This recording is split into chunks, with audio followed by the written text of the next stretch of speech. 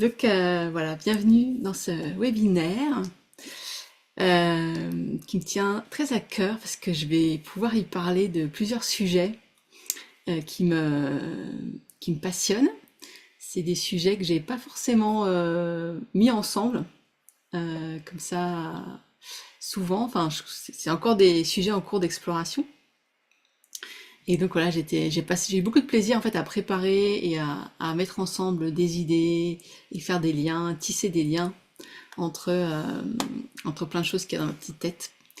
Et puis aussi que j'ai pas forcément, c'est pas forcément facile d'écrire, donc en ce moment j'ai un peu du mal à écrire. Je suis plus à l'aise à parler. Je le vois quand je fais mes newsletters, je suis là, oh, si je pouvais juste leur faire un vocal. Peut-être que je vais passer en mode podcast maintenant, comme certains font. Je peux juste faire un vocal et expliquer ce que j'ai à dire au lieu de devoir l'écrire. Donc voilà, on va parler de contribution sacrée, on va parler de roue de médecine et puis on va évidemment parler d'éveil éco-spirituel collectif, qui sont voilà, des sujets sur certains, j'ai déjà peut-être un petit peu parlé. Donc on va commencer par une petite citation d'une personne dont je vais vous parler pas mal aujourd'hui, parce que c'est aussi son travail en fait. Donc il s'appelle Bill Plotkin, c'est un éco-psychologue américain. Et c'est vraiment son travail que j'ai découvert en 2015, un truc comme ça, donc ça va faire ouais, presque 10 ans, voilà, qui est venu mettre des mots en fait sur ce que je vivais, toute seule dans mon coin, et puis qui m'a mis sur la piste de pas mal de choses. Et aussi, c'est un des grands fondements aussi de ce que je transmets à travers la voie de Gaïa, à côté de ce que j'ai appris dans la formation de coaching, mais aussi voilà, donc, Bill Plotkin, j'ai pas encore réussi. Pourtant, c'est pas faute d'avoir essayé à faire des stages avec lui, des formations en ligne. Mais voilà, j'ai lu tous ses livres. Il y en a 4, en long, en large, en travers, dans tous les sens. Et surtout, j'ai beaucoup pratiqué en fait et j'ai beaucoup aussi essayé de faire le lien entre ce que je vis et ce que je vois autour de moi dans le monde et ce qu'il écrit. Donc, Bill, il nous dit, le don que tu portes en toi pour les autres n'est pas une tentative de sauver le monde, mais d'y appartenir pleinement. Il n'est pas possible de sauver le monde en essayant de le sauver. Tu dois trouver ce qu'il t'appartient véritablement d'offrir au monde avant de pouvoir en faire un endroit meilleur. Découvrir le don unique que tu peux apporter à ta communauté est à la fois ta plus grande opportunité et ton plus grand défi. Offrir ce don, ton vrai toi, est le maximum que tu puisses faire pour aimer et servir le monde. Et c'est tout ce dont le monde a besoin. Voilà. Bon, en fait, ça résume tout ce que tout ce que je vais vous partager après. Mais en gros, la contribution sacrée, c'est ça. En quelques lignes résumées, ça nous donne beaucoup de choses. Oui, je vous mettrai la citation sous le replay. Donc, je voudrais commencer par une petite question pour, euh, pour vous. Est-ce que vous savez répondre en une phrase à la question qui suis-je? En une phrase. Donc, on va dire maximum 7, 8 mots, y compris je suis.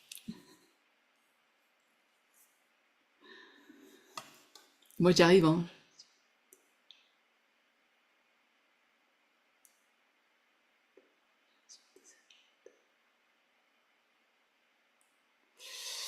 Voilà, j'arrive en 8 mots.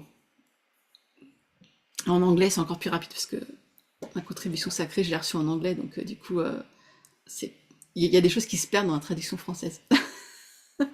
Donc en anglais, 5 mots.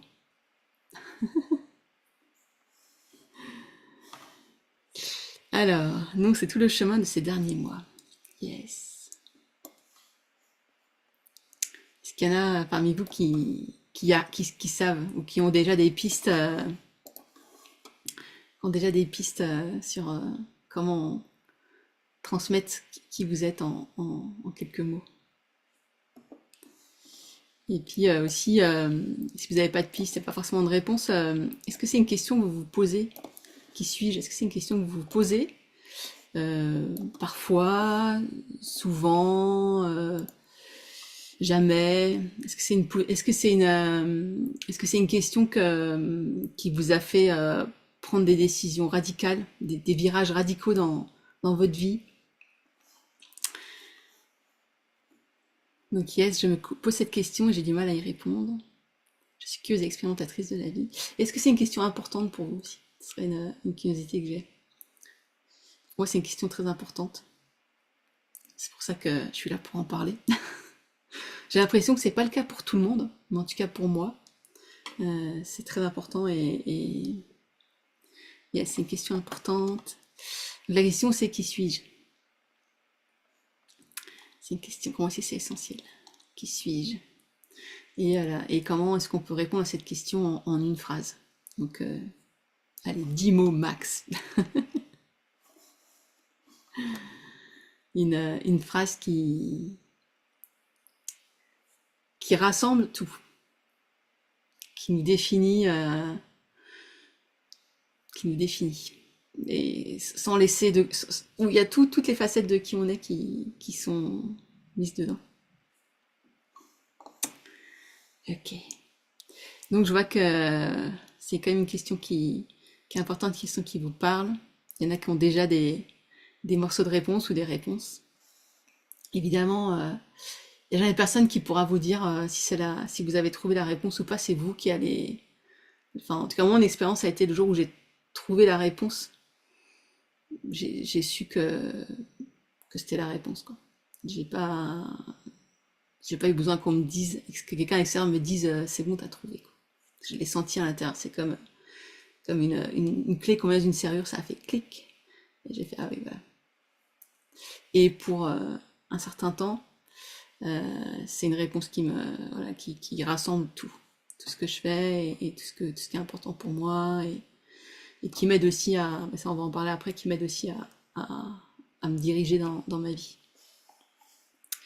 Yes, sortir des rôles, donc ça on va en reparler aussi.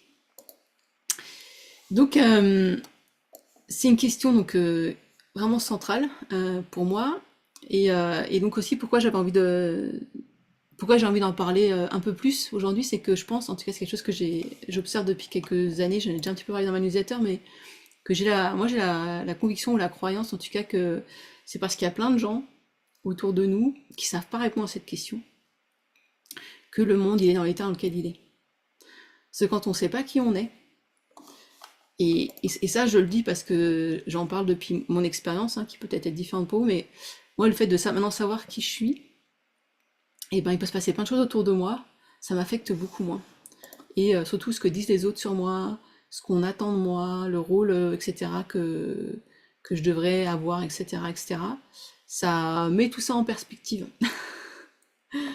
Et donc, ça nous donne, savoir qui on est, ça nous donne une certaine stabilité. Et savoir qui on est aussi, ça nous montre comment appartenir à la communauté. Ça nous montre en fait quelque part quelle est notre place et quelle est pas notre place. Et ça nous donne cette paix de se dire, bah, en fait là il y a ma place, ça c'est qui je suis, et puis là il y a toutes ces autres places, et puis ça c'est tout plein d'autres personnes. Et puis c'est pas gênant, je n'ai pas besoin d'être tout ça en fait. Je peux juste être qui je suis, et dans qui je suis il y a déjà tout euh, pour moi. Et puis aussi savoir qui on est, ben, ça va venir nourrir notre confiance en nous.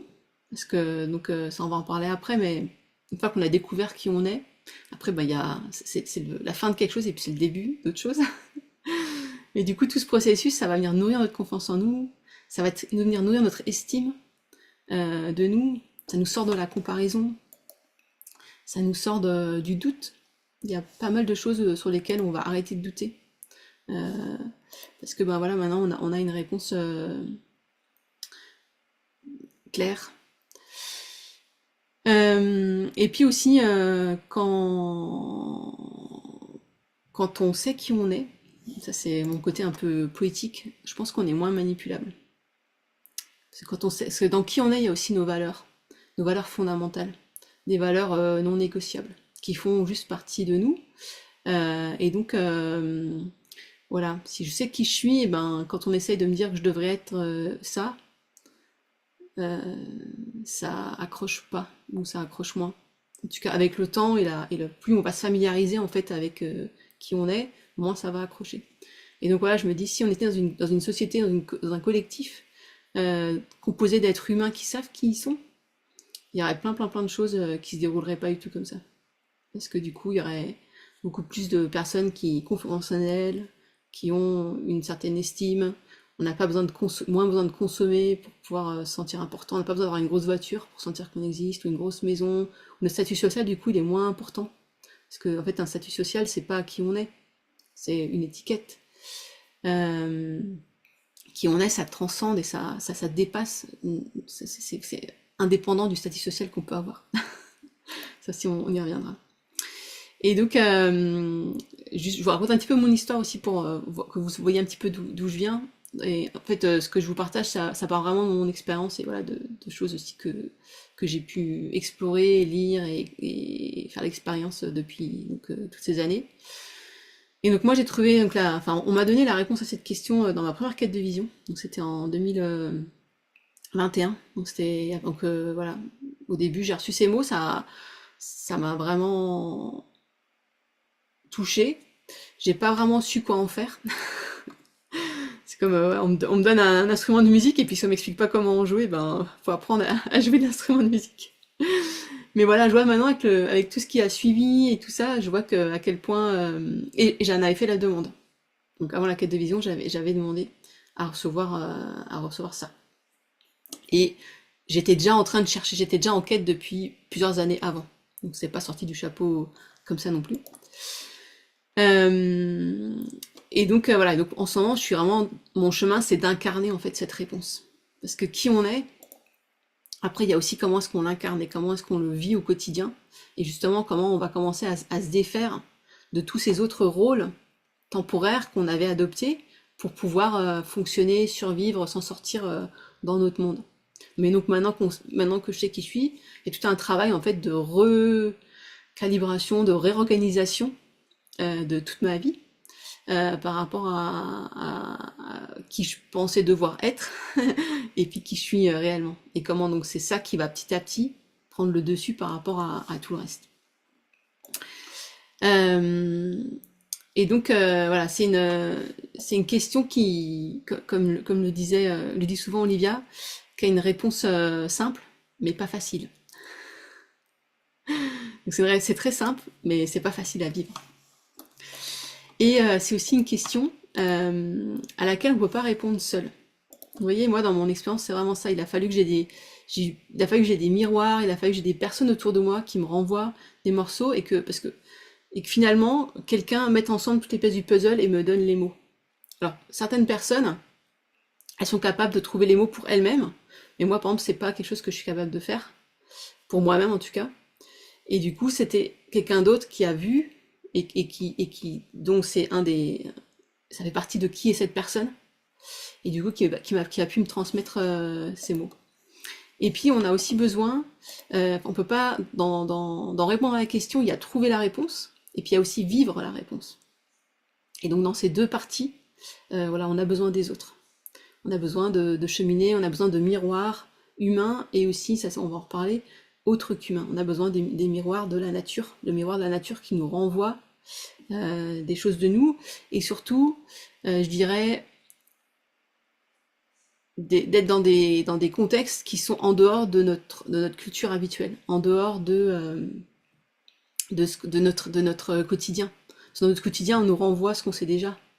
Mais pour pouvoir découvrir des choses nouvelles de nous, on a besoin de miroirs différents qui nous renvoient des images différentes de nous. Et donc la nature, par exemple, la nature des milieux naturels encore vibrants, sauvages, etc. Ça vient nous renvoyer des choses qui peuvent être juste un petit coin de forêt au coin de la rue, voilà, où il n'y a pas 36 milliards de personnes qui passent tout le temps et qui saccagent tout. Et donc voilà, donc il y a donc en 2000, ouais c'était en 2015 je pense. Je vais juste vous le chercher. Je suis tombée sur, enfin pas par hasard, hein, sur ce livre de Bill Putkin. Et donc c'est vraiment là que j'ai compris, donc ça c'est un livre qui parle que de comment trouver sa contribution sacrée. Donc Bill Plotkin il appelle ça soul, l'âme. Notre âme, il a une définition de l'âme très particulière, qui est une définition plus écologique. Et il dit notre âme, c'est qui on est, qui on est dans notre essence, mais aussi en relation avec tous les autres. Donc il y a aussi une vraie dimension écosystémique et relationnelle dans sa définition de l'âme. Et puis j'ai aussi, Bill il est américain, forcément aux États-Unis il y a un grand lien encore avec les peuples autochtones, des Premières Nations amérindiennes. Et donc assez naturellement, enfin c'est un peu à mon insu, mais je me suis aussi retrouvée à rechercher et à explorer des cosmovisions différentes de la mienne. Et surtout des cosmovisions qui sont encore des cosmovisions de spiritualité de la nature. Donc pas du tout le monde occidental contemporain, mais voilà des cosmovisions plus anciennes, où il y a encore où la nature et le temple, ou la nature et le dieu, ou la nature ouais, des religions de la terre, des spiritualités de la terre. Et donc, ouais, donc c'est un peu tout ça là qui infuse et qui alimente ce que je vais vous partager. La suite, et tout ce que je vais vous partager, aussi tout ce que je vous partagerai pour celles qui sont intéressées dans le petit accompagnement de groupe que je propose, dont je vous parlerai aussi tout à l'heure. Donc à nouveau, donc le point de départ de cette histoire de contribution sacrée, donc c'est voilà, c'est ce constat que s'il y avait plus de gens qui savaient qui ils sont, le monde il serait différent. Et aussi un autre constat, c'est que il n'y a pas que moi qui le pense, hein, c'est que nous naissons tous avec un ensemble de dons, de qualités, de facilités perceptives que nous désirons, que nous pouvons et que nous désirons mettre au service du bien-être et de l'épanouissement collectif humain et autres qu'humain. C'est-à-dire qu'à la base, avant qu'on nous endoctrine avec plein d'autres trucs, l'être humain est un être voilà, de contribution, de collaboration, altruiste, et que et qu'on a tous ces, on a chacune, hein, chacune d'entre vous, moi, tout le monde, on a un ensemble de dons. Et en fait, ce qu'on voudrait, c'est pouvoir exprimer nos dons. Je sais pas s'il y a des choses, par exemple, que vous adorez faire, par exemple, des choses créatives ou de la musique, ou là vous avez un don et que vous voulez exprimer, ben ça nous apporte tellement de plaisir en fait, d'être dans l'expression de nos dons. Et donc ça, c'est naturel en fait pour les êtres humains. On a tous envie d'exprimer naturellement, d'exprimer nos dons. Et donc on va essayer de le faire coûte que coûte, à notre insu parfois aussi.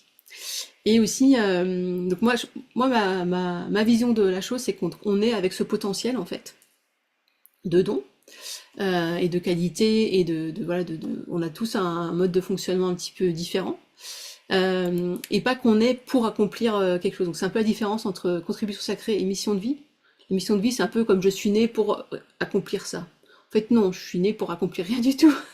Je suis né avec plein de dons différents, plein de qualités, plein de facilités perceptives. Je nais à un endroit donné de la planète dans un contexte culturel.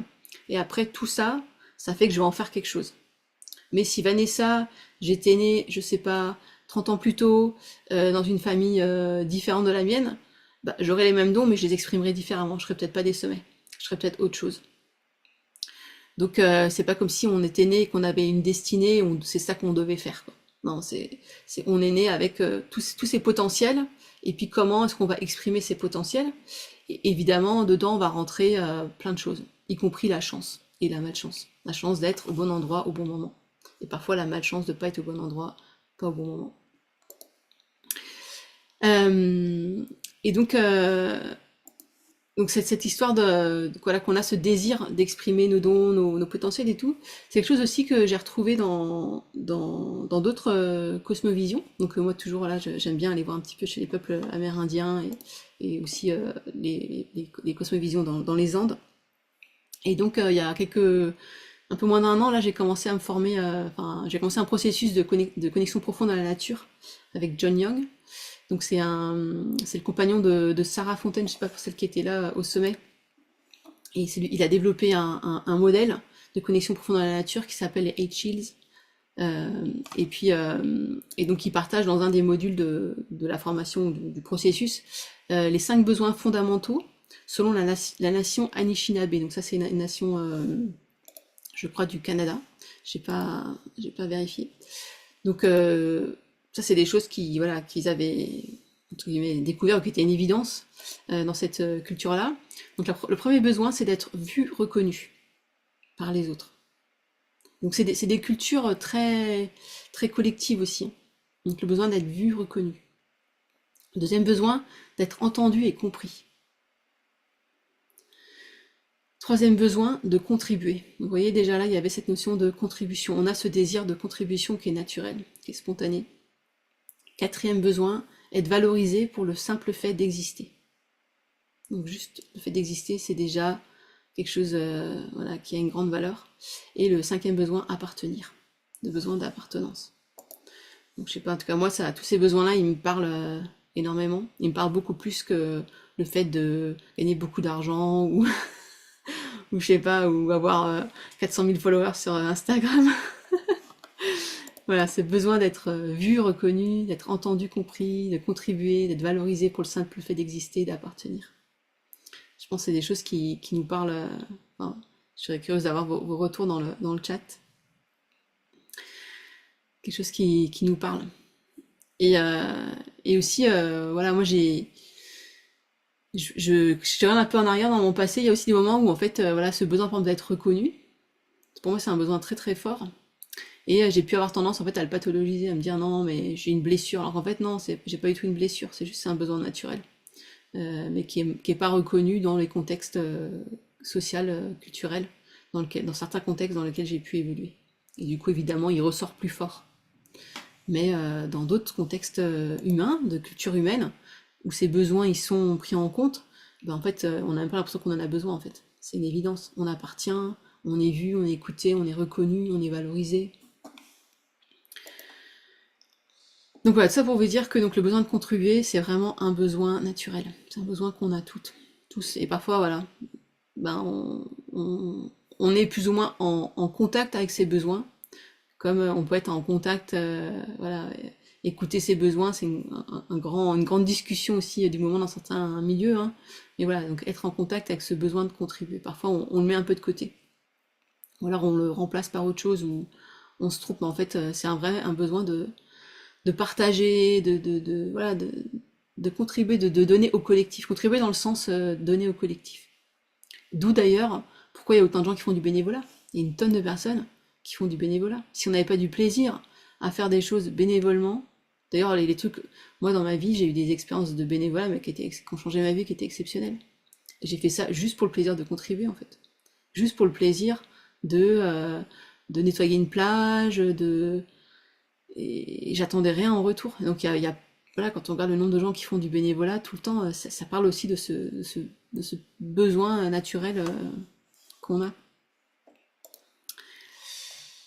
Donc, voilà, donc ça c'est une chose que je voulais vous dire pour la contribution sacrée. C'est une autre chose que je voudrais vous partager. C'est donc Bill Plotkin, il parle de cette notion de contribution sacrée de plein de manières différentes, mais une façon aussi dont il en parle, c'est l'image avec laquelle nous sommes nés. Et d'ailleurs, ça lui est venu dans un poème de David Whyte. Donc David Whyte, c'est un poète qui est encore vivant, hein. Il écrit des magnifiques poèmes. Si vous parlez anglais, c'est vraiment voilà, des poèmes qui parlent de la quête, de la contribution sacrée, de la quête de notre âme, de notre quête d'appartenance. Et c'est toujours des poèmes en lien évidemment avec la nature. Et comment la nature, en fait, c'est le lieu où on peut se retrouver. Et donc, moi j'aime beaucoup cette idée de l'image avec laquelle nous sommes nés, parce que ça nous invite à utiliser le langage de la métaphore. Et dans ces questions de contribution sacrée, je trouve que le langage de la métaphore, enfin, d'ailleurs, c'est souvent en fait des métaphores qu'on va utiliser. Parce que dans une métaphore, on peut mettre beaucoup plus de sens que dans un mot. Si je vous parle, voilà, de la roue des saisons, ou voilà, une roue de médecine, on va en parler après. La roue de médecine, c'est une métaphore en fait. Mais dedans, on peut mettre plein de choses, puisque c'est métaphorique. Et donc, du coup, on peut superposer plein de couches de sens qu'on n'a pas forcément avec une phrase voilà, qui dit ce qu'elle dit. Et d'ailleurs, on se sert tout le temps dans notre langage, on se sert toujours tout le temps de la métaphore en fait, pour aussi permettre la métaphore, la métaphore et les histoires, c'est les premières manières dont l'humanité, Homo sapiens, a transmis le savoir à travers des histoires, tous les mythes, tous les contes qu'on a. Donc aujourd'hui, c'est devenu des histoires pour enfants, mais avant, c'était vraiment comme ça qu'on transmettait le savoir et la métaphore. Parce que dans notre cerveau, en fait, avec la métaphore, ça permet de faire plein de connexions entre aussi des souvenirs, nos sens, nos rêves. Voilà, ça permet de connecter plein de zones différentes du cerveau. Et donc notre contribution sacrée, du coup, c'est une phrase, c'est une métaphore, c'est une phrase métaphorique dans laquelle, du coup, on va pouvoir mettre plein de sens différents dedans. Et donc c'est c'est pour ça qu'en fait, du coup, en une phrase, on devient capable en fait de dire qui on est. Parce que c'est une phrase métaphorique dans laquelle va y avoir toutes les dimensions de notre être qui vont être capables d'être exprimées. Et qui après, évidemment, elle va se décliner en un métier. Ça, c'est cette idée de rassembler notre danse sacrée. Donc la danse sacrée, c'est quand on exprime notre contribution sacrée. Et la danse de survie, c'est ce qu'on doit faire c'est les jobs alimentaires qu'on fait pour payer nos factures à la fin du mois. Le but, c'est d'arriver à mettre tout ça ensemble. Donc après, cette contribution sacrée, elle va se décliner en un métier, en un statut social, en plein de choses. Mais si on nous retire notre métier, si un jour j'arrête de faire des sommets, ça n'enlèvera rien à ma contribution sacrée. Je trouverai un autre moyen de l'exprimer. Et Bill, il dit même, en fait, il y a toute une époque de notre vie, en fait, où on va tester plusieurs moyens, en fait, d'exprimer notre contribution sacrée, jusqu'à ce qu'on en sélectionne un ou deux, qu'on les raffine, et qu'on devienne expert en ces 2 ou 3 manières différentes, mais qui sont aussi évolutives. Et donc voilà, pour dire que cette contribution sacrée, elle sera vraiment indépendante, en fait c'est en toutes circonstances. Qu'on soit en prison, qu'on soit en temps de guerre, qu'on soit... quelles que soient les circonstances extérieures, elle va pouvoir s'exprimer à travers nous de plein de manières différentes. Et d'ailleurs, en fait, on le fait déjà.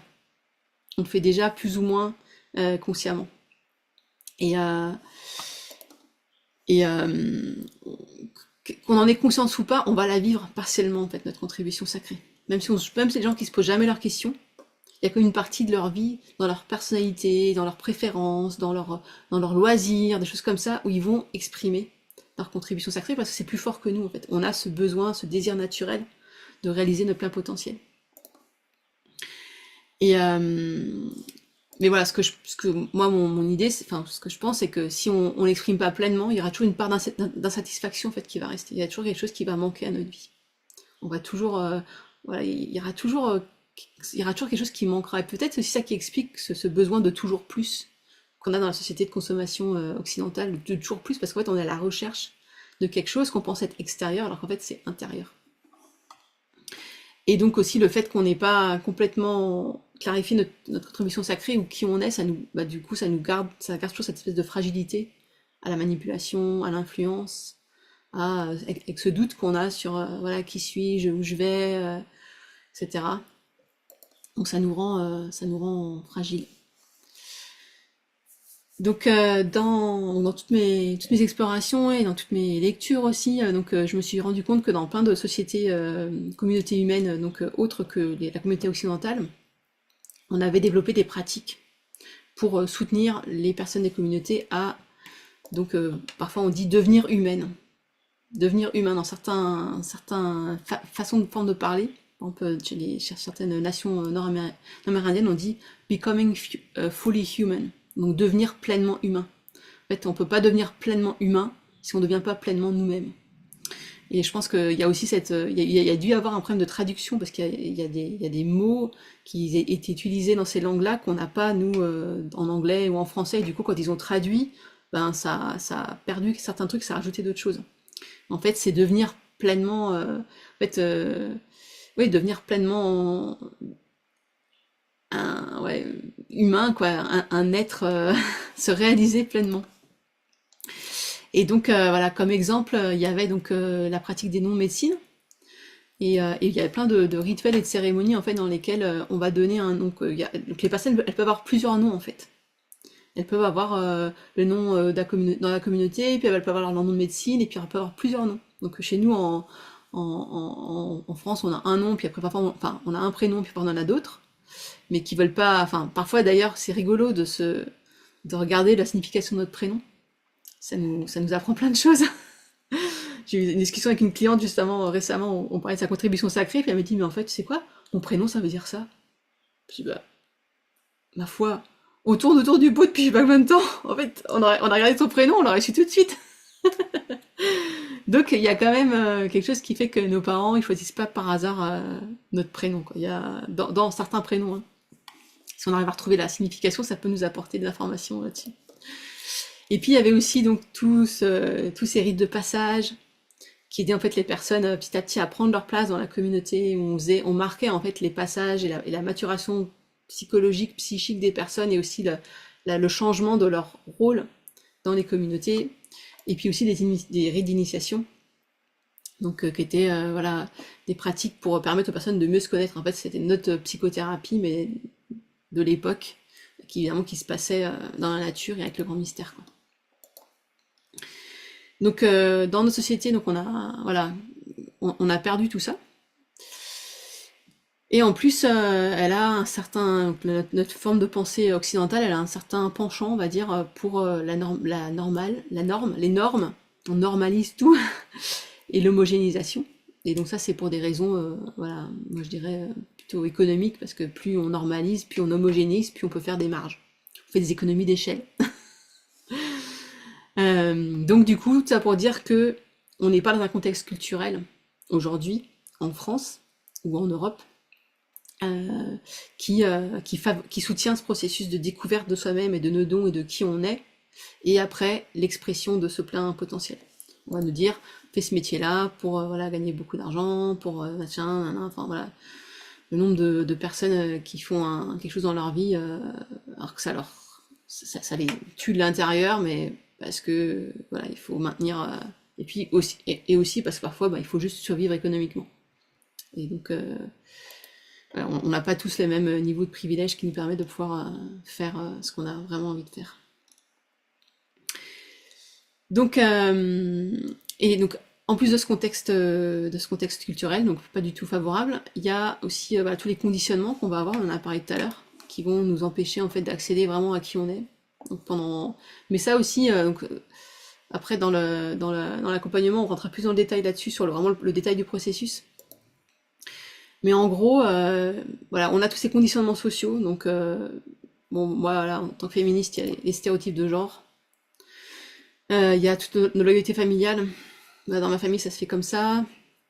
Il y a toutes nos croyances limitantes qu'on s'est récupérées à l'école, qu'on s'est récupérées avec nos groupes de pairs, qu'on s'est récupérées par l'esprit du temps, par le lieu dans lequel on est.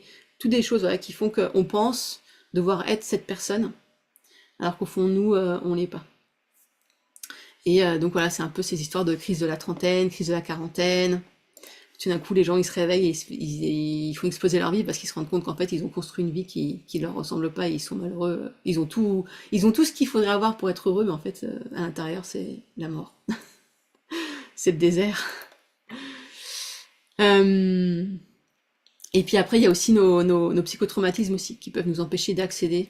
Donc ça, c'est voilà, parce que il y a une altération physiologique de notre fonctionnement qui va pas nous permettre forcément de pouvoir nous exprimer pleinement. Tant qu'on n'a pas résolu ces traumas. Et donc demander à notre contribution sacrée, donc vous voyez, c'est quand même un gros processus. Hein. Ça va nous demander donc d'enlever et de guérir et de transformer tout à petit tout ça. Donc toutes ces fausses personnalités, ces identités qu'on a endossées. Donc faire le tri entre ce qui est vraiment moi et ce qui est pas vraiment moi. Ça va aussi nous demander de trouver des mots en fait pour nommer notre contribution sacrée, donc trouver une métaphore, trouver des mots pour pouvoir aussi que ce soit clair dans notre tête. Et aussi, après, une fois qu'on a trouvé ça, bah, il va falloir se retrousser les manches et développer et cultiver tous ces dons. Parce que c'est pas parce qu'on a un don que ça se passe tout seul. Moi, je vis avec une pianiste et elle joue du piano souvent. C'est ça qui fait qu'elle joue aussi bien. Elle a le don de la musique, etc. Mais aussi parce qu'elle passe des heures et des heures et des heures à raffiner son don et à l'améliorer. Et donc, voilà, notre contribution sacrée, bah, il y a tout un processus après pour développer, en fait, et pour la faire grandir, voilà, on va avoir des essais-erreurs. Alors, c'est pas parce qu'on a trouvé la contribution sacrée que tout d'un coup tout va se fluidifier, et puis ça va être l'autoroute vers le succès. Non, non, on va y avoir des trucs, ça va bien marcher, des trucs, on va se prendre des grosses tôles, etc., etc. Mais aussi, en tout cas, moi, c'est mon expérience. Maintenant que je sais que j'ai compris où je vais, en fait, je comprends aussi que les essais-erreurs, ça fait partie du processus, en fait. Et qu'il y a des erreurs que je vais faire, des choses, simplement. De toute façon, il n'y a personne pour me montrer le chemin, parce que ce que je crée, c'est unique, ça n'existe, il y a que moi. Donc forcément, je vais me planter. Et donc forcément, eh ben, c'est pas grave, je vais me planter, mais après, je vais rebondir et je vais apprendre. Donc là, je suis en train de défaire, moi, ma personnalité de bon élève ou qui doit tout réussir tout de suite. Et j'apprends à être OK avec le fait aussi de, de me toller. Et puis je me dis, c'est pas grave, c'est un processus tellement plus long, en fait. Une année dans ma vie, ça va rien changer. 2 ans, 3 ans, 10 ans, ça va pas changer, enfin, ça va pas changer grand-chose. Parce que c'est un processus qui prend toute ma vie. Qui ne s'arrêtera jamais, en fait. Il s'arrête le jour où je meurs, mon dernier souffle. Et donc, voilà. Et donc, comme tous les processus du vivant, donc ce processus de découverte et de raffinement et d'expression de notre contribution sacrée, c'est un processus cyclique. C'est un processus cyclique, c'est un processus itératif, donc c'est pas on le fait une fois et c'est réglé. On va faire plusieurs tours de roue comme ça pendant longtemps, longtemps, longtemps. Et avec donc des phases de croissance où on avance et waouh, et tout qui s'ouvre, et puis des phases de stagnation et de repli, et il y a tout qui, voilà, comme les 4 saisons, quoi. Il va y avoir le printemps, génial, l'été, c'est la grosse fête, l'automne, ça va commencer à s'écrouler, et puis l'hiver, il ne se passe plus rien. Et puis hop, ça va repartir comme ça. Et donc c'est là où la notion de roue de médecine est bien pratique. Et donc c'est là où je vais vous parler un peu de roue de médecine. Donc je vois vos questions et puis je prendrai un temps à la fin pour répondre en tout cas vous proposer ma vision sur les questions que j'ai vues dans le chat. Donc dans roue de médecine, il y a plusieurs mots. Il y a roue et puis il y a médecine. Donc est-ce qu'il y en a parmi vous qui ont déjà travaillé avec des roues de médecine? Qui ont déjà fait des processus voilà, qui ont déjà fait... Non? C'est nouveau pour tout le monde? Cool. Donc, je vais introduire dans votre vie un outil spectaculaire. Parce qu'une roue de médecine, c'est quoi? C'est une carte. C'est une carte. C'est une carte qui permet de s'orienter dans le temps et dans l'espace. Voilà ce que c'est. Ça n'a rien de magique, d'ésotérique. C'est une carte. Alors, on a mis un mot métaphorique dessus. Parce qu'une carte, en fait, vous voyez, la roue, ça tourne. Dans le sens où c'est une carte aussi qui est circulaire. Et on s'entre dans le temps et dans l'espace, mais en fait, il y a cette notion de temps aussi. Avec les roues, il y a la notion du temps qui entre aussi. Donc c'est pas comme une carte hygiène, en fait. Il manque une dimension dans la carte hygiène. Il manque la dimension du temps. Donc voilà, circulaire, donc qui reconnaît la cyclicité de la vie et de tous ces processus. Et aussi une certaine universalité dans la manière dont les processus ils se déroulent. Et donc ça, on y reviendra. C'est une carte, comme j'ai dit tout à l'heure, métaphorique. Donc on parle d'une roue, alors que c'est pas une roue, vous voyez, mais c'est quelque chose de circulaire, quelque chose qui tourne. Donc voilà, ça fait appel à la métaphore pour faciliter l'apprentissage, comme j'ai dit tout à l'heure, et donc aussi nous permettre d'appréhender des processus, des choses complexes, des processus complexes, parce que dans la métaphore, on peut superposer plusieurs couches de sens. Et aussi parce que, comme j'ai dit avant, ça reconnaît l'universalité de certaines structures. Il y a certaines choses qui sont universelles. Et donc qui sont transmises dans la métaphore. Mieux transmises dans la métaphore. Et ensuite, ça c'est hyper important, c'est situé. Ça veut dire que les roues, elles sont situées quelque part. Elles se baladent pas dans l'univers comme ça. Donc il n'y a pas de roue universelle qui fonctionne pour tout le monde pareil. Elles sont situées dans un écosystème particulier. elles sont situées dans un endroit de la planète particulier, elles sont situées dans un écosystème humain, dans un contexte culturel particulier. Et donc c'est pour ça qu'on retrouve plein de roues différentes, dans plein d'endroits différents, et qu'elles disent tous et leur contraire en fait. Un exemple très qui parle peut-être, c'est ce qu'on met dans le nord et ce qu'on met dans le sud. Vous voyez, si on est dans l'hémisphère nord, bah, au nord, c'est là où il n'y a pas le soleil et c'est au sud qu'il y a le soleil. Et quand on est dans l'hémisphère sud, le soleil il est au nord. Et c'est au sud qu'il n'y a pas de soleil, vous voyez. Donc on va pas mettre la même chose dans le nord et dans le sud. Alors l'est, l'ouest, ça change pas. Mais on mettra pas la même chose dans les directions. On mettra pas les mêmes animaux, on mettra pas les mêmes éléments, on mettra pas les mêmes énergies, etc., etc., etc. Donc voilà, les roues à chaque fois, on va avoir plein de roues différentes parce qu'elles sont toutes situées. Et elles sont situées dans des contextes, comme j'ai dit, donc géographiques, culturels, humains, écosystémiques différents. La roue de ici dans la vallée du Gifre, elle est différente de la roue que je peux faire dans la vallée de l'Arve à Chamonix, qui est pas très loin. Mais on n'est pas du même côté de la montagne. Il y a une montagne, une grande montagne au milieu, on est de l'autre côté. Donc dans une roue, elle sera au nord, et dans l'autre, ouais, enfin dans ma roue, elle est à l'est, puis dans l'autre roue, elle sera à l'ouest. Parce que la montagne, elle n'est pas située au même endroit. Donc ça nous donne voilà tous ces calendriers celtes. Les calendriers celtes, c'est des roues. Les calendriers mayas, aztèques, c'est des roues aussi. Vous voyez, c'est des choses circulaires. La chacana andine, pour ceux qui connaissent un petit peu les cosmovisions andines. Toutes les roues de médecine amérindienne. Il y en a plein de différentes en fait. Il y en a qui mettent l'ours, le loup, l'aigle, machin, puis on les met à plein d'endroits différents. Mais en fait, tout le monde a raison, c'est juste que c'est situé à un autre endroit. Il y a tous les mandalas tibétains aussi, les roues de la vie. Vous voyez, il y a plein de cultures dans lesquelles on représentait en fait, on cartographiait les processus du vivant avec des roues. Il n'y a que en Occident où on a, je sais pas, on fait des lignes. Voilà, on a essayé un autre truc, mais ça marche pas très bien parce qu'on perd une partie de la dimension de la réalité. Et après médecine. Alors pourquoi roue de médecine? Alors parfois quand je parle de ces cartes circulaires, métaphoriques situées, j'utilise aussi le mot roue de la transformation. Parce qu'en fait c'est des cartes de processus de transformation. Et là pour la contribution sacrée, comme il y a un lien entre contribution sacrée et médecine, voilà, je me suis dit que c'était plus sexy, c'était plus glamour de mettre roue de médecine. J'aurais pu mettre roue de la transformation aussi. Mais je voudrais quand même dire sur la médecine, donc là aujourd'hui je vais pas entrer dans le détail de ce que c'est que la médecine, mais à nouveau cette réflexion sur donc, les roues de médecine, c'est un terme amérindien, donc c'est la traduction d'un terme amérindien. Mais nous on a mis le mot médecine, et comme toujours quand on traduit, bah, on perd des choses et puis on en rajoute d'autres. Donc le terme médecine, tel que nous on l'utilise en Occident, il a d'autres significations que tel qu'on l'utilisait dans la langue lakota ou d'autres langues comme ça amérindiennes. Ça c'est intéressant. Voilà, c'est des petites choses comme ça, j'aime bien remettre en perspective. Donc du coup là je voudrais vous montrer donc la roue de médecine que j'ai développée pour le petit processus auquel je vous convie aussi à travers ce webinaire. Je vais vous partager mon écran. Donc c'est une roue que j'ai. D'habitude j'utilise les saisons en fait pour m'orienter. J'utilisais les saisons des zones tempérées de l'hémisphère nord. Voilà. Mais là je me suis dit je vais utiliser les directions. Aussi parce que finalement, voilà, ça me permet aussi de commencer aussi à rentrer. Les directions c'est encore plus universel que les saisons. Vous voyez, les saisons qu'on connaît, nous, des 4 saisons, ça marche bien dans les latitudes tempérées de l'hémisphère nord.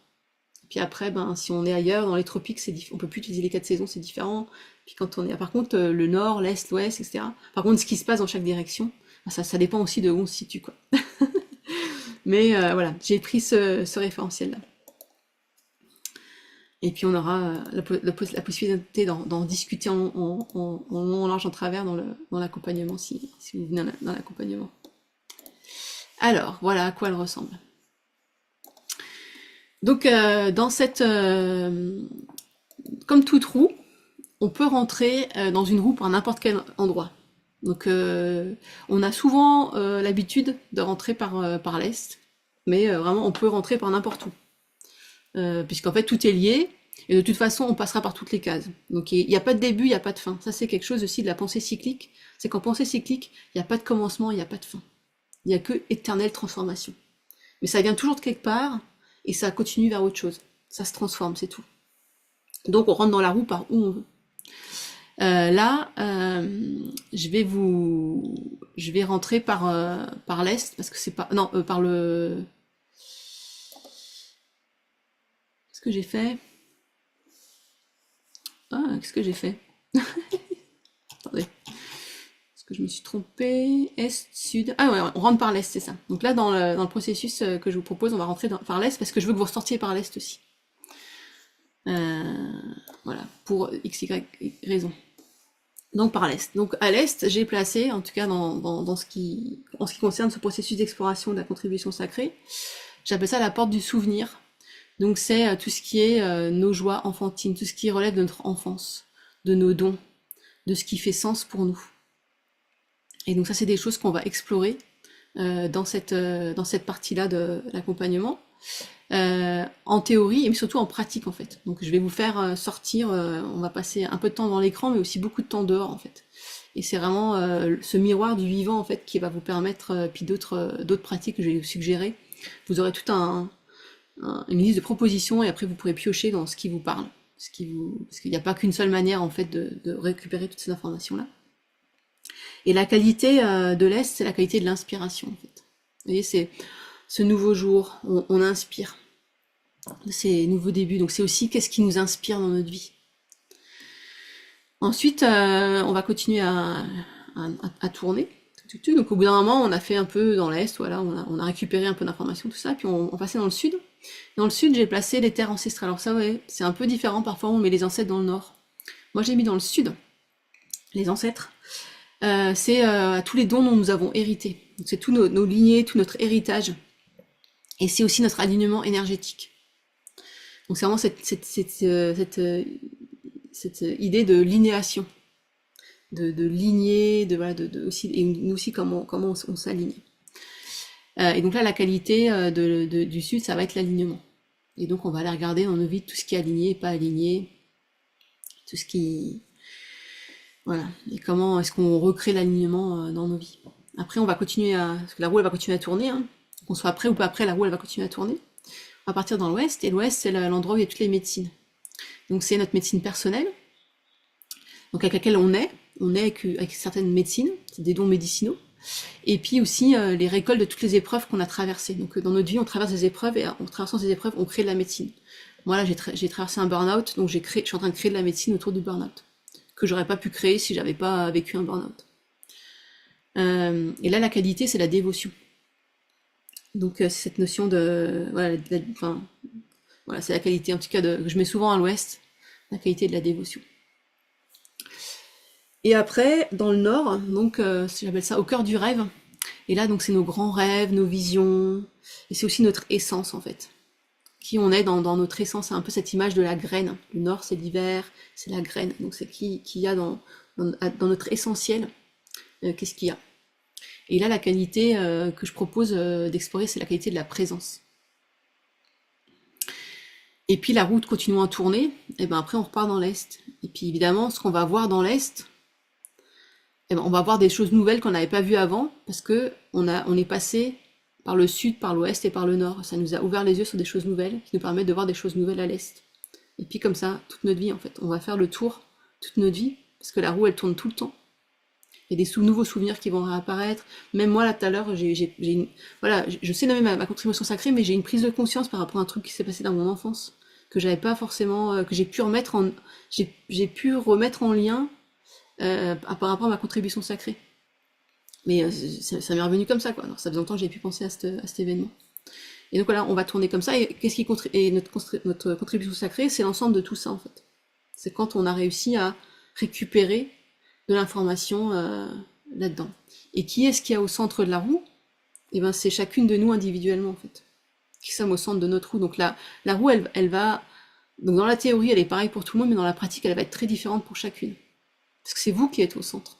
Et vous allez rentrer dans la roue avec toute votre histoire, selon là où vous en êtes dans votre processus, les questions que vous êtes posées avant, ce que vous avez déjà fait pour vous défaire de vos schémas, etc., etc. Ben voilà, selon où vous en êtes, en fait, la roue, elle sera pas centrée exactement au même endroit. Et donc l'expérience, elle sera différente pour tout le monde. Voilà, et donc, mais donc on a besoin des 4 directions, vous voyez, pour faire le monde, on a besoin des 4 directions. On peut pas en enlever. On peut pas enlever le nord, on peut pas enlever le sud, on peut pas faire l'impasse. On est obligé de passer par les 4 étapes, par faire le chemin. Voilà, comme le soleil, il fait sa course et il passe par les, il fait son cycle et on peut pas en enlever quoi. On peut pas dire aujourd'hui le soleil, enfin sauf s'il y a des nuages. Aujourd'hui le soleil il se lève pas quoi. Ben non, c'est-à-dire qu'il faut que le monde il peut pas exister. Donc c'est pareil. On a ces quatre parties. Et puis, autour de tout ça, donc on a le contexte culturel, les conditionnements, les psychotraumatismes qui nous empêchent parfois d'accéder à, c'est pas très bien représenté, mais ce que voilà, c'est montrer que il faut passer parfois il faut dépasser ça pour réussir à arriver et à voir clairement ce qu'il y a pour nous dans cette roue. Et donc ça aussi c'est itératif, parce qu'il y a certains traumas, ça va nous prendre des années en fait avant de pouvoir les surmonter, avant de pouvoir les transformer et les guérir. Et puis il y a certains conditionnements en fait qui sont tellement ancrés profond à l'intérieur de nous que on les voit même pas en fait. Et que ça va nous demander, au début on voit les choses les plus visibles et puis plus on avance, plus on va se défaire de choses qui nous structurent vraiment très très très profondément et qu'on voyait pas, on était aveugle.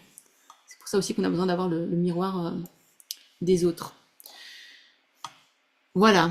Donc ça c'est donc maintenant je passe un petit peu, je vais vous expliquer un petit peu le déroulement de l'accompagnement, puis après on prendra un temps pour les questions. Ouais, donc moi c'est un truc qui me passionne et j'ai envie d'explorer avec des gens. Donc moi j'ai trouvé mes réponses, mais j'ai toujours encore des choses nouvelles à découvrir. C'est pas parce que j'ai mis des mots maintenant que tout est réglé et puis que c'est fini et puis je me repose. Donc je continue encore à déblayer des choses et dans chaque direction il va y avoir des choses encore nouvelles pour moi et ce sera toute ma vie comme ça et à toutes les étapes du processus. Et puis aussi voilà, j'ai envie de transmettre ça en fait, j'ai envie aussi de vous donner des outils. Donc c'est un accompagnement dans lequel je vous propose, donc il y aura beaucoup de pratiques en fait. Vous allez vivre des choses, mais je vais aussi vous transmettre des outils qui vont vous servir après. Parce que donc j'ai conscience que c'est pas garanti en fait que vous puissiez mettre des mots sur votre contribution sacrée à la fin de l'accompagnement. En 3 mois, je sais pas, peut-être certaines, puis d'autres peut-être pas, mais c'est pas grave. Vous aurez les outils, vous aurez les cartes, vous aurez vous saurez comment vous orienter, vous saurez qu'un jour ça va arriver et puis vous saurez tout ce qu'il y a encore à faire pour que ça puisse arriver quoi. Moi j'ai eu du bol, j'avais pas toutes ces cartes et ça m'est arrivé. Mais je me dis, si j'avais eu la carte, ça me serait peut-être arrivé plus vite. J'aurais pas attendu d'avoir 37 ans, ou je sais pas, ouais, 36 ans pour... peut-être à 25, j'aurais eu mes réponses et puis ça aurait complètement changé le cours de ma vie. Et j'aurais pas passé depuis 25 ans à chercher, en fait. Moi, je suis en quête depuis que j'ai... Ouais, depuis mes études, en fait. Je cherche, j'ai essayé plein de trucs, je cherche. J'ai passé vachement de temps à chercher, 20 ans. Donc je me dis voilà, si ça peut vous permettre d'écourter un peu le processus, parce qu'après il y a encore toute la suite. C'est qu'une fois qu'on a trouvé, c'est comment est-ce qu'on offre cette contribution sacrée. C'est ça en fait qu'on veut. C'est qu'une fois qu'on l'a trouvée, c'est comment est-ce que maintenant je l'offre et je la transmets et à travers ce que j'offre de précieux, ça rend ce monde, ça sauve le monde, vous voyez. Comme disait Bill Plotkin. Et ça aussi, c'est encore tout un autre processus qui prend aussi quelques années de vie. Donc voilà, faut pas y arriver trop tard quoi. Sinon, on n'a pas le temps de faire ça. Donc, donc dans cet accompagnement, donc ce que je vous propose, donc voilà, ça va être donc explorer tout ça, votre contribution sacrée, avec cet objectif d'essayer de mettre des mots dessus, si on y arrive. Mais si on n'y arrive pas, voilà, vous aurez tous ces outils. On va approfondir aussi tout ce que sont les roues de médecine. Donc voilà, comment servir des roues de médecine et comment vous pouvez aussi créer vos propres roues de médecine. Donc moi, toujours, je propose des choses, mais c'est, comme dit, c'est centré dans mon expérience, c'est centré aussi dans mon contexte. Donc votre roue, elle peut être centrée ailleurs, en fait, et il n'y a pas de problème. Enfin, vous avez compris comment ça marche. Et dans une formation là que j'avais fait il y a quelques temps, là, justement, chaque participante avait développé des roues, plein de roues différentes, et c'était hyper enrichissant en fait de voir toutes ces roues différentes et qu'on plaçait pas la même chose au même endroit, parce que évidemment c'est situé par rapport à un référentiel qui est pas toujours le même. C'était aussi un gros débat que j'ai eu avec notre formateur de quête de vision, parce que lui c'est un homme, et je dis bah oui, bah toi en tant qu'homme, t'as des conditionnements culturels, de stéréotypes aussi qui sont différents des miens, donc toi tu places ça à cet endroit-là, mais moi en tant que femme ça me parle pas du tout quoi, parce que moi on m'a conditionné différemment, donc je le place autrement, je le vois autrement, c'est pour moi ça a moins d'importance que, et donc c'est vachement intéressant. Donc le premier mois, ce qu'on va faire, c'est qu'on va se préparer. Donc il y aura voilà 3 séances qui durent chacune 2 heures, donc qui seront une partie de transmission. J'ai plein de trucs à te donner, puis après aussi une partie de conseil où il y aura justement de la parole et on va être en conseil en fait entre nous toutes pour que chacune puisse aussi apporter son expérience. Et puisque j'arrive pas à vous transmettre dans les séances de transmission, je vous le donnerai en plus, ce sera dans les ressources de l'accompagnement, voilà, si faut faire un petit enregistrement en plus parce que j'avais pas assez de temps, etc. Ou des petites pratiques en plus que je pourrais vous donner. Donc il y a 15 jours entre chaque, enfin il y a 10 jours environ entre chaque rencontre. Et puis après, on rentre dans un mois d'exploration cérémonielle. Donc là, on rentre dans une cérémonie qui dure un mois. On va cheminer cette roue ensemble. Et, euh, et voilà, parce que moi je pense que c'est à travers la cérémonie en fait. Quand on fait une cérémonie, on entre dans un autre état d'esprit, dans un autre état de conscience. Et donc c'est comme ça qu'on va pouvoir accéder à des choses qui sinon dans notre état de conscience du quotidien, qui nous sert pour gérer le quotidien, ne sont pas forcément accessibles. Donc on va voilà, vous n'allez pas être en cérémonie non-stop pendant un mois, mais on va tenir un espace cérémoniel qui va durer un mois. Donc il y aura quatre rencontres. Donc on va aller explorer chacune de ces directions, avec toujours un temps de transmission, puis après un temps de pratique en fait, où voilà, je vous ferai faire des choses, de façon à ce que ça reste pas théorique, mais que ça soit très pratique. Et puis avec chaque rencontre, vous aurez une suggestion de rituel éco-spirituel réalisé en autonomie, qui va vous permettre parce qu'on ne pourra pas forcément toujours sortir, euh, mais du coup là vous irez vous perdre dans les grands mystères de la vie pour continuer à chercher vos réponses. Et donc je vous donnais des suggestions de pratiques à réaliser pour vous aider à continuer à approfondir. Et puis voilà, il y aura toujours il y aura dans l'accompagnement un forum dans lequel vous pourrez partager vos expériences, parce que aussi le fait d'avoir le miroir des autres personnes et de pouvoir raconter notre expérience, ça nous permet de comprendre ce qui se passe, d'analyser, etc. Ça nous permet de le sortir, enfin, ça nous permet de le faire passer aussi un peu par l'analyse, et du coup de commencer à créer des nouveaux liens. Et puis après, on aura un mois dédié à l'intégration, à la récolte et l'intégration. Donc il y aura une séance individuelle avec moi, suite à ces quatre cérémonies, dans laquelle voilà, on essaiera de mettre des mots en fait ensemble. On va voir si on arrive à mettre des mots sur ce que vous vivez, ou là ou d'autres choses, on verra selon ce que chacune a besoin en fait. Il y en a peut-être qui ont besoin de débloquer certains trucs, on débloquera, puis les mots viendront après. Voilà, donc ce sera vraiment pour vous, selon là où vous êtes, ce que vous avez besoin, pour vous aider à commencer à intégrer. Et puis donc après il y aura encore deux autres rencontres, voilà, pour une rencontre voilà, de récolte de tout le groupe. Et puis après la dernière rencontre où on parlera de justement cette notion de concilier notre danse sacrée, donc notre contribution sacrée, et puis la danse de survie. Donc comment on fait aussi pour on a notre contribution sacrée, et puis aussi s'en sortir dans le monde actuel, et donc comment concilier en fait nos aspirations, nos valeurs les plus profondes avec le monde dans lequel on évolue, qui est pas toujours, qui est une question assez complexe, quoi. C'est un accompagnement donc qui s'adresse à tout le monde, que vous ayez déjà travaillé votre contribution sacrée ou que ce soit un truc complètement nouveau. C'est comme dit, voilà, comme c'est itératif et cyclique, et voilà, même moi je vais continuer encore à approfondir des choses. Il n'y a pas besoin d'avoir aucune connaissance préalable, donc je vous expliquerai tout. Les cérémonies, les rituels, tout sera expliqué pour vous. Là, vous avez des petites informations logistiques. Donc, au total, ça fait 9 rencontres de groupe, une immersion individuelle. Tout sera enregistré. Il y aura un forum privé, il y aura les rituels éco-spirituels. Et puis, donc, les rencontres, elles durent 2 heures. Et alors, j'ai un peu tardé pour poser les dates dans mon agenda. Donc, c'est le gros bordel. Donc, je me suis dit voilà, j'ai plusieurs créneaux possibles. Mais j'ai pas réussi à trouver un créneau toujours le même sur toute la durée de l'accompagnement. Donc on va naviguer entre les mardis, les jeudis ou les vendredis. Et donc comme ça aussi pour essayer de faire en sorte, je pense pas qu'on sera à 25 dans l'accompagnement, parce que c'est pas mon objectif, trouver un flow où tout le monde pourra être le plus possible présent au live. Si vous en loupez un ou deux, c'est pas grave, hein, mais que chacune puisse être présente à un maximum de rencontres. Et donc après au niveau de la réciprocité, donc c'est une échelle de prix. Donc moi c'est un fonctionnement que j'aime bien avoir. Donc vous avez 3 niveaux de réciprocité financière. Donc il y a le tarif petite sœur, c'est le tarif réduit. Il y a le tarif équilibre, c'est le tarif qui a l'équilibre pour moi, puis après il y a le tarif soutien. Pour celles qui ont la possibilité, donc c'est en fonction de vos moyens du moment, hein. C'est qui ont la possibilité de donner plus. Ça, du coup, ça compense aussi pour les petites sœurs. Et vous avez la possibilité de régler en une fois ou de régler en 3 fois. Et si vous réglez en 3 fois, c'est par carte bleue, et du coup, il y a des frais de carte bleue en plus. C'est environ 15 € de frais de carte bleue en plus pour les règlements. Voilà, et puis après, donc sur cette page, vous trouverez donc pas mal. C'est la première fois que je fais une page de présentation sur mon nouveau site, donc c'est comme c'est. Vous trouverez d'autres informations que j'ai prises sur d'autres pages. Vous avez des témoignages, un petit mot sur l'art de tenir conseil. Et puis donc si c'est quelque chose qui vous intéresse, donc l'objectif c'est d'embarquer donc le 23 avril, donc c'est dans 15 jours, jeudi dans 15 jours. Donc les 2 premières séances, elles auront lieu le jeudi. Et puis après c'est pour l'exploration cérémonielle, c'est là qu'on définira ensemble quelles sont les dates qui vont mieux pour tout le monde. Je me suis dit, voilà, de toute façon, vu que ce sera après un peu plus tard, on aura le temps de voir les agendas de tout le monde.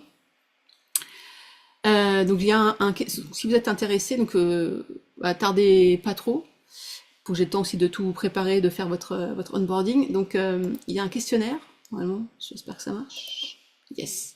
Il y a un petit Google Form à remplir, donc là je reprends un peu le principal de ce que je vous ai dit, et puis ici surtout, si vous voulez déjà, donc là il y a les différents créneaux que je propose pour nos rencontres. Et puis là, vous avez déjà les dates indicatives qui vous permettent un petit peu de voir si ça va pouvoir fitter avec votre agenda ou pas. Et après, donc là, vous avez ici des petites questions là qui vous permettent qui sont faites pour ça. Voilà, je vous demande aussi des créneaux qui vous vont le mieux, etc. pour pouvoir créer un planning. Et après, je vous ferai un agenda Google. Vous aurez tous les créneaux qui se mettront dans votre agenda directement. Et donc suite à la réception de ce questionnaire, donc je vous contacterai et pour vous envoyer donc le contrat d'accompagnement et puis le lien pour le règlement, soit une facture si c'est un virement, soit le lien de la plateforme Thinkific pour mettre en place le règlement. Et puis je vous donnerai aussi l'accès à la plateforme de cours en ligne, donc Thinkific la même que pour le sommet, sur lequel il y aura toutes les ressources qui seront mises, et vous y avez accès pendant au moins 2 ans. Enfin, en fait, tout le temps où ma plateforme de cours en ligne, elle sera en ligne. C'est juste que voilà, j'ai un engagement minimal qui fait que si demain je décide de la fermer, ben je suis engagée auprès de vous pour que pendant 2 ans encore au moins vous ayez accès à ces contenus sur la plateforme ou autrement. Voilà, mais donc vous avez accès à tout ça normalement suffisamment longtemps pour aussi pouvoir y retourner, pour pouvoir continuer à approfondir, et puis que ces outils puissent continuer à vous servir dans sur votre processus de découverte et de trouver la réponse et vivre la réponse. Parce que c'est aussi ça, après, c'est comment est-ce qu'on vit cette réponse. Et puis, petit à petit, cycle après cycle, on va vers une intégration entre la survie et notre contribution sacrée et notre manière de survivre. Qui peut prendre du temps, hein. Parfois ça prend un peu de temps.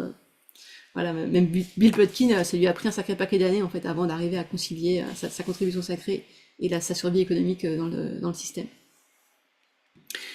Voilà ce que j'avais envie de vous proposer, présenter ce soir.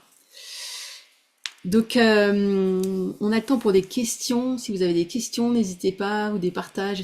Voilà, et si vous voulez prendre la parole, c'est possible. À nouveau, il y a moi qui serai enregistré, donc on vous verra pas, on vous entendra, mais on vous verra pas.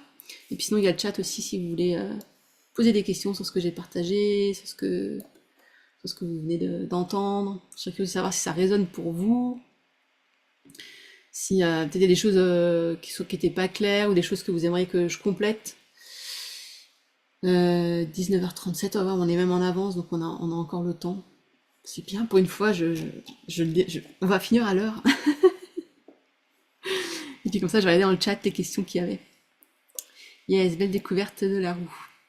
Donc c'est en TTC, parce que je suis en micro-entreprise. Je suis repassée en micro-entreprise, donc c'est du TTC. C'est du TTC. Et vous aurez une facture, oui. Et vous aurez toutes les factures que vous voulez. Si vous payez par virement, je vous ferai une facture, et si vous payez sur Thinkific, la plateforme vous fait des factures automatiquement. Je vous montrerai comment les télécharger. Alors, le passage d'une direction se fait toujours dans le même sens, comme les saisons qui se suivent. Ben, métaphoriquement, quand on est dans l'univers de la métaphore, non, on peut remonter le temps aussi. On peut aussi repartir dans l'autre sens. Et donc avec Kedar, donc notre amateur de quête de vision là, il nous disait parfois en fait des gens ils sont bloqués à un endroit, c'est parce qu'en fait ils ont pas fini de, donc c'est sur d'autres questions, hein, ils ont pas fini de faire ce qu'il y avait à faire dans la saison d'avant. Donc pour pouvoir débloquer la situation, il faut retourner en arrière, débloquer le truc dans la saison d'avant, et après ça remet en route la roue. Ça débloque la roue en fait. La roue elle peut se gripper parce qu'à un moment donné du processus, il y a une étape qui a été sautée. Donc ça c'est possible aussi. Mais sinon, si après il y a aussi la possibilité d'être juste paresseuse, et puis ok, on a loupé une étape, on attend le prochain tour de route. De toute façon, on va y repasser. Donc si c'est pas maintenant, voilà, on laisse, on continue la suite de la roue, et puis on y revient. Et puis aussi, donc ça c'est peut-être moins apparent avec les directions, mais en tout cas avec les saisons c'est très apparent, c'est qu'en fait ce qui se passe à chaque saison, ça influence ce qui se passe dans les autres saisons. Ce qui se passe et souvent ce qui se passe dans l'hiver par exemple, ça influence ce qui se passe dans l'été. Ce qui se passe le printemps et l'automne et l'hiver et l'été, c'est des saisons un peu sœurs qui sont très liées. Mais en fait, ce qui se passe à l'hiver, ça influence toutes les autres saisons. Donc tout est lié en fait. Chaque endroit dans la roue, c'est pas séparable en fait. C'est un ensemble. Et ce qui se passe à un endroit, ça influence tout le reste.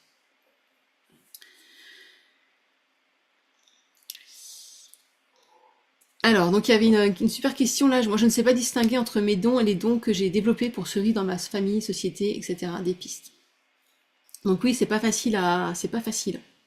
Donc, des pistes, c'est de chercher de l'aide pour que des personnes puissent t'aider à démêler, des espaces dans lesquels, avec des personnes qui tiennent donc chacun a ses dons particuliers, sa médecine particulière, mais des personnes qui tiennent cette vibration d'authenticité en fait, et qui permettent, à travers la relation que tu as avec elles, de reconnecter à ton authenticité. Donc qui vont te permettre en fait de voir, ah oui, ça c'est vraiment moi. Et quand on voit que ça c'est vraiment moi, par contraste, je vais aussi voir, ça en fait c'est pas vraiment moi. Et ça, certains accompagnants, donc moi, mais d'autres, sont capables de le faire. Ça fait partie de nos compétences et de ce qu'on apporte. Donc chercher des personnes comme ça qui peuvent t'accompagner pour faire ça. Et puis après aussi aller dans la nature. Parce que sortir de ton quotidien, sortir de ton rôle, de ton statut social, de ton rôle, aller te mettre dans des situations. Donc moi, j'ai aussi ce qui a un peu accéléré mon processus, c'est que quand j'avais mon premier voyage, je suis partie en Argentine. Donc j'avais 2008, j'avais 25 ans. Je suis partie en Argentine, donc c'était mon premier voyage en dehors de l'Europe. Donc l'Argentine c'est quand même un pays donc qui a été colonisé, donc il y a quand même une pensée occidentale, mais quand même c'est un pays latin. Il y a quand même voilà, il y a une histoire très différente. Donc pourtant moi j'ai grandi en Allemagne, donc je suis multiculturelle. Mais donc je suis arrivée en Argentine et là j'ai découvert une nouvelle Vanessa. Je parlais espagnol toute la journée. Donc déjà c'est une autre langue. Et là j'ai découvert des choses sur moi et je disais mais quand je suis en Argentine, et j'y suis retournée plusieurs fois après parce que là-bas j'arrivais à être qui j'étais vraiment. Et je voyais vraiment le poids de tous les rôles, de toutes les croyances imitantes que j'avais quand je rentrais en France, mais ça me retombait dessus direct. Hein. Et quand je retournais là-bas, j'arrivais à m'extraire et je voyais, je faisais ah waouh, quand je suis en France, mais je suis pas du tout pareil. Donc voilà, sortir de notre quotidien et de notre rôle et de notre statut, de notre métier, aller faire un truc qui a rien à voir dans un pays, ou même aller juste se promener voilà, dans un écosystème qu'on connaît pas. Par exemple, si on habite au bord de la mer, aller faire un tour en montagne, par exemple, un truc, voilà, ou si on habite en montagne, aller faire un truc, je sais pas, en plaine, aller se promener dans la Beauce, ou je sais pas, quelque chose qui est vraiment contrasté avec notre quotidien, qui nous permet en fait parce que du coup, quand on n'a plus aucun repère, et toutes les parties de nous qui sont vraiment authentiques, elles vont trouver des petites fissures, des petites failles pour sortir. Et donc on va pouvoir les voir tout d'un coup. On va pouvoir voir des choses qu'on ne voyait pas, on ne peut pas voir quand on est dans notre petite vie quotidienne bien réglée, bien structurée, où il n'y a plus trop de place.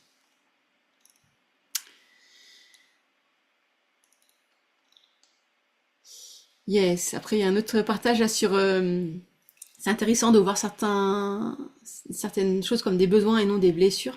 Donc ça aussi, je pense que on n'est pas la blessure. On se blesse, hein, mais on guérit. Pourquoi on est vivant? C'est parce qu'on est capable de guérir. Donc c'est aussi comment ne pas rester tout le temps dans ses blessures et parfois aussi savoir reconnaître que en fait, soit cette blessure elle est pas si grave que ça en fait, soit qu'elle a déjà guéri, ou que peut-être c'est le contexte culturel dans lequel on évolue qui voit ça comme une faiblesse, comme une faille, comme une blessure, mais qu'en fait ça peut aussi être une force. Vous voyez, enfin, notre corps de toute façon c'est ça, hein, quand on se blesse après ben il va guérir et ça va créer de la résilience. Quand on tombe malade, quand on arrive à guérir de nos maladies ou de ce qu'on a, bah, ça crée de la résilience en fait. Quand on arrive à sortir d'une situation difficile, ça crée de la résilience. Et donc c'est pareil pour ça. Alors, voilà, donc je sais pas si vous avez encore, je sais pas s'il y a encore d'autres, si vous avez d'autres questions, d'autres choses que vous avez envie de partager. On peut se prendre encore quelques instants pour. Enfin, je suis vraiment curieuse de savoir comment ça a résonné pour vous. Si c'est des choses que voilà que vous avez déjà mis ensemble, c'est quoi votre pépite? Balancez vos pépites. C'est quoi votre pépite? S'il y a une chose que vous allez retenir de ce soir, de ce temps passé ensemble.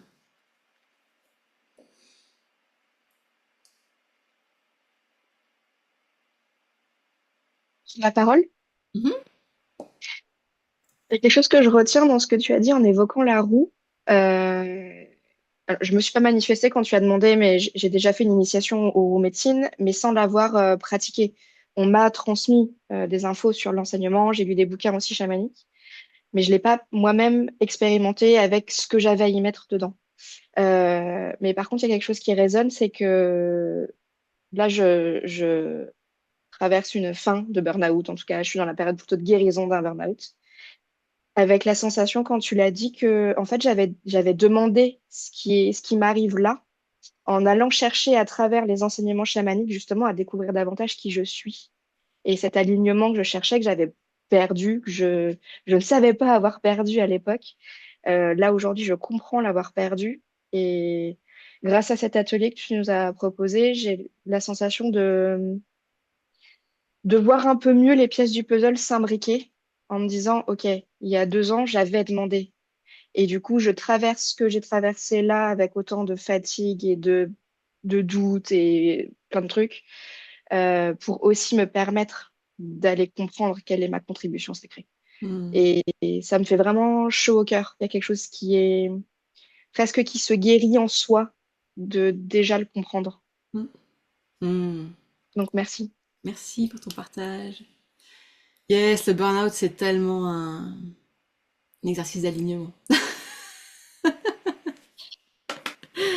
Alors, si on pouvait trouver notre contribution sacrée sans faire de burn-out, ce serait mieux. C'est pas nécessaire de faire un burn-out. Mais voilà, quand ça nous Quand on est arrive, tellement loin, c'est une opportunité, quoi. c'est ça. Hmm. Yes, donc Yara, j'ai vu une question, et je veux bien d'autres pépites, c'est des courageuses qui veulent partager des pépites. Donc Yara, oui, il y aura le replay, je vais vous l'envoyer demain matin à 8h30, vous aurez un email avec le replay. Et puis il y aura le lien pour relire bien le détail de tout ça. Si vous avez des questions, n'hésitez pas voilà, à m'écrire, à me contacter, il n'y a aucun souci.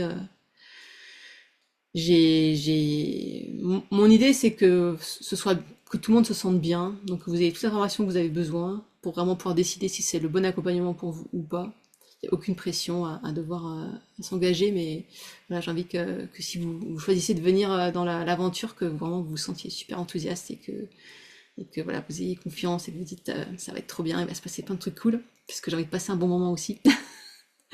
Et j'ai envie que tout ensemble on passe un bon moment, donc voilà, prenez le temps et n'hésitez pas à me poser toutes les questions que vous voulez.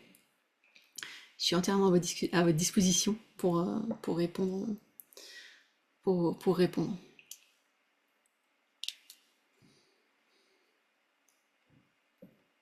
Et puis aussi peut-être une chose que je veux rajouter là, c'est que comme c'est un accompagnement, bon il y a la théorie puis après il y a la pratique. Donc il y a aussi qui aura dans l'accompagnement qui évidemment va créer l'accompagnement.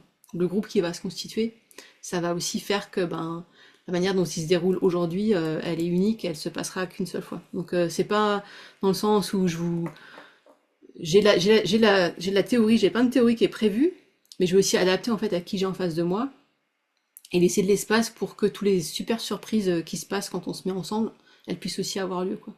Et qu'évidemment, voilà, si le cadre que j'avais prévu, il n'est pas suffisant, ou il y a d'autres trucs qui veulent se rajouter parce que ben, les personnes qui sont là, elles appellent ça, que ça puisse avoir lieu aussi. Donc là, je vous donne le chemin que j'ai prévu, avec l'engagement minimal de ce que je m'engage à transmettre.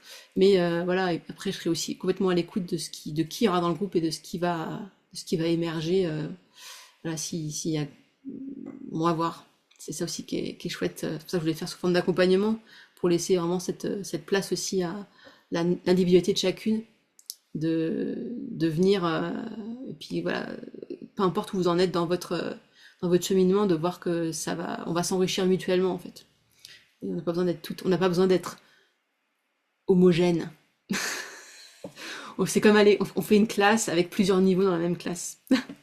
Et les petites vont apprendre des grandes et les grandes vont apprendre aux petites, quoi.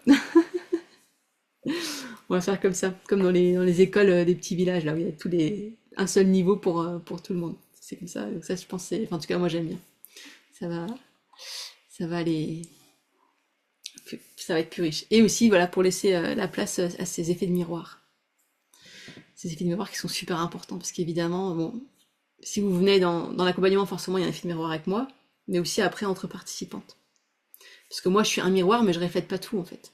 Je reflète des choses qui font partie de mon expérience et de qui je suis, mais il y a des endroits où je reflète rien du tout, parce que ça fait pas partie de ce que je peux refléter. Donc c'est bien d'avoir d'autres boules à facettes qui vous permettent de voir voilà, certaines personnes qui vont vous faire voir des choses que moi je peux pas vous faire voir.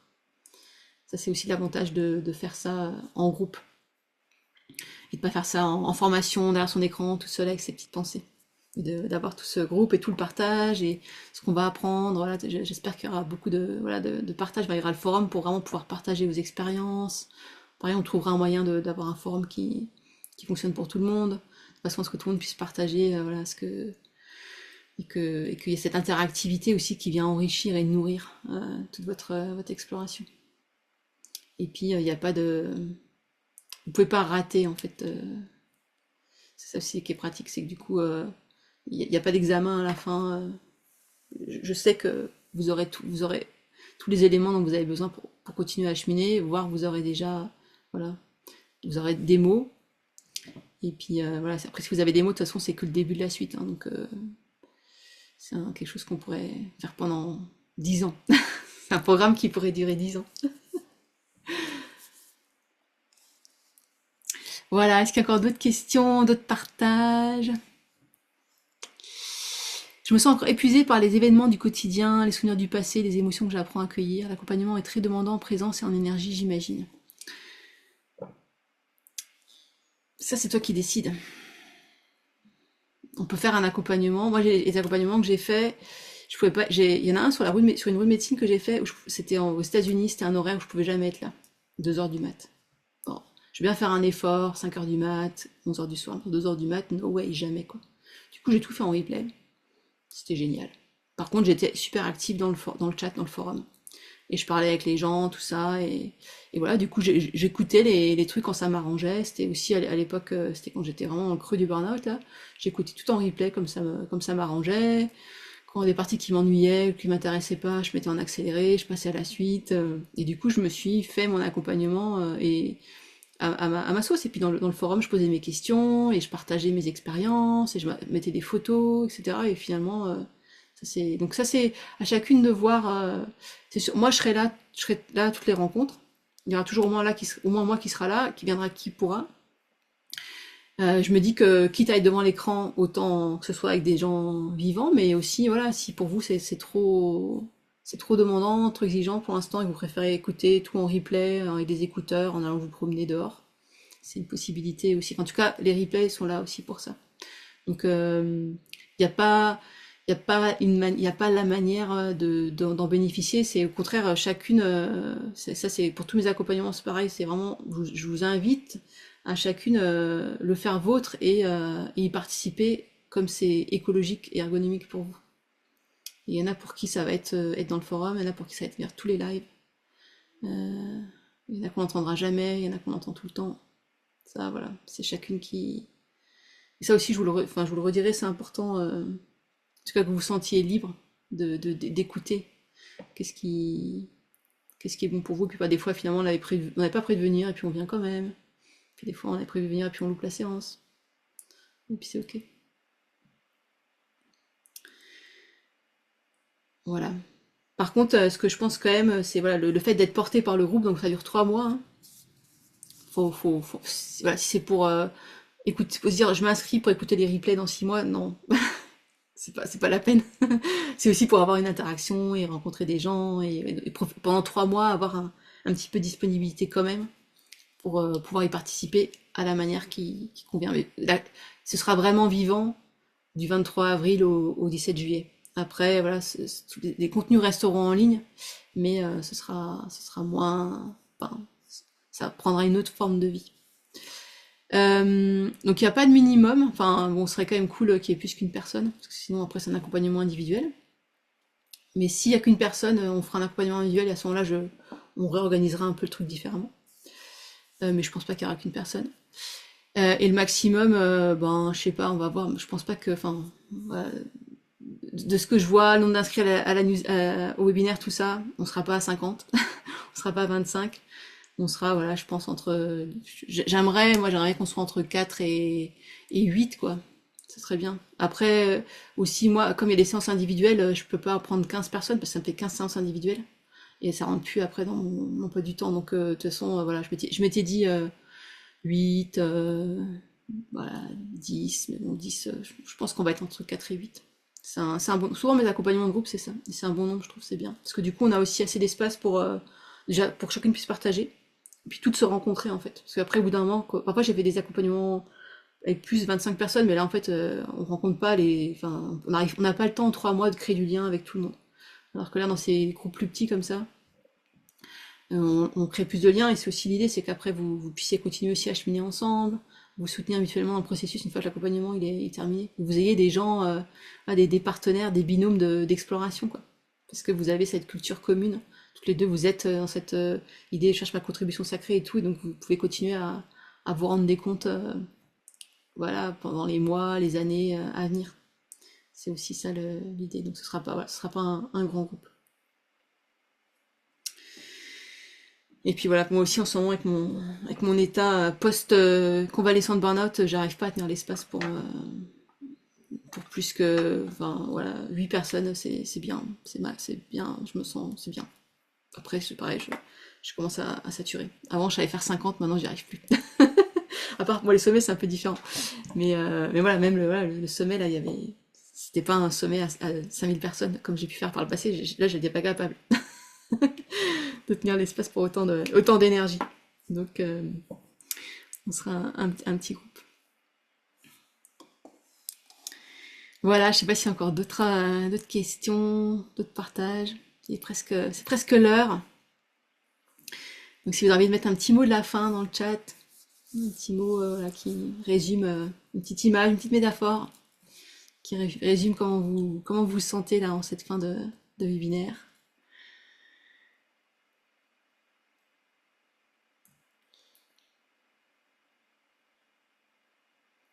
Moi, j'ai ma métaphore qui vient souvent en ce moment, c'est la métaphore du ruisseau. Du petit ruisseau qui descend la montagne et qui gazouille, et puis c'est le matin, et puis il y a l'eau, il y a le soleil qui se lève, et puis il y a la petite brume comme ça, et puis il y a les petites mouches qui volent dans la brume, et puis là, comme c'est le printemps, commence à y avoir des fleurs qui poussent le long des berges ou au milieu sur les cailloux, et puis il y a les petites bergeronnettes, et il y a les petits oiseaux là qui viennent, ouais, voilà, ce petit ruisseau. Espoir et gratitude. Yes, merci. La guérison en route. En route. Yes. Plus l'image du bébé en mouvement dans l'utérus. Ah, yeah. Mais c'est sûr, la naissance aussi, c'est une roue de médecine. C'est évidemment. Toutes les naissances. Alors, je me sens très enthousiasmée de cette perspective, une expérience très nouvelle pour moi, donc pré-émerveillée. Ah, pré-émerveillée, j'adore ce terme. Pré-émerveillée. Moi, je suis pré-enthousiaste. Ce qui me reste, je n'ai pas à sauver le monde, mais contribuer avec ce que je suis. Ce que j'ai à offrir, et dans tous les cas, ça se fera naturellement, même en dehors de mes projets. Yes, exactement. Et ça aussi, ça a été une grande délivrance aussi pour moi, qui était toujours là, faut sauver le monde, faut sauver les dauphins, faut sauver la planète.